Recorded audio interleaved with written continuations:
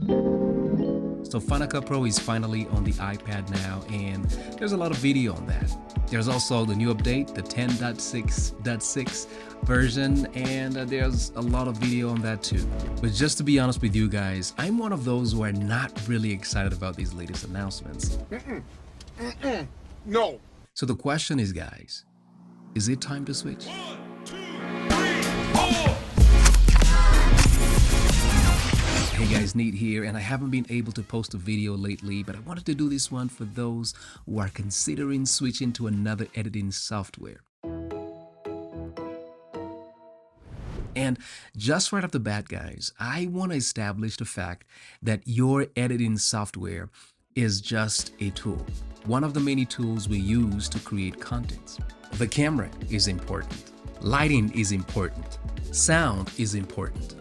Your post-production softwares are important, but here's the thing, they're not as important as your content. Your content will always rule and drive the whole process. So in my humble opinion, here's the question you need to ask yourself before you switch.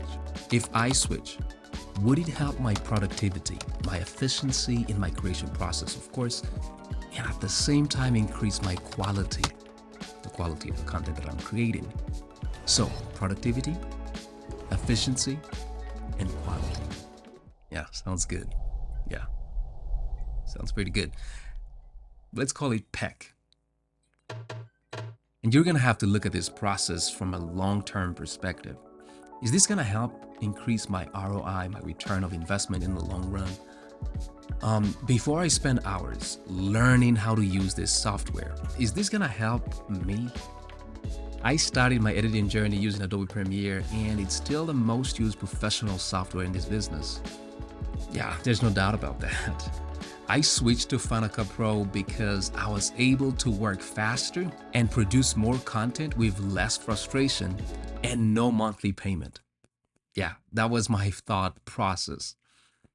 But of course, things change, and it looks like Apple is not really invested in making Final Cut Pro a competitive software. At least that's my opinion. The iPad version, not really what I need for what I do.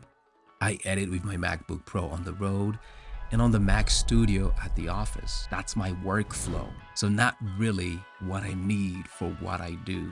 And I'm not sure how is this really gonna change the workflow or improve the workflow of any professional editors. The updates? Nah. The HDR, SDR workflow? Not for me. The newly added color adjustment tool that comes with that update, it's not really gonna help me with my color correcting workflow. The AI background removal, there are too many conditions for it to be effective. Yeah, I'm actually more intrigued in what they're gonna do for the next version. When they're gonna decide to get rid of the number system and just call it Final Cut Pro, not Final Cut Pro 10, 11, 12, just Final Cut Pro. I'm wondering what major update they would bring to that version. But I don't know. I don't know if I should be optimistic about that. By the way, guys, let me know in the comment section what kind of update do you want to see in Final Cut Pro. So, final verdict. I'm not switching. At least not yet. Yeah, I just don't like the direction Apple is going with this software.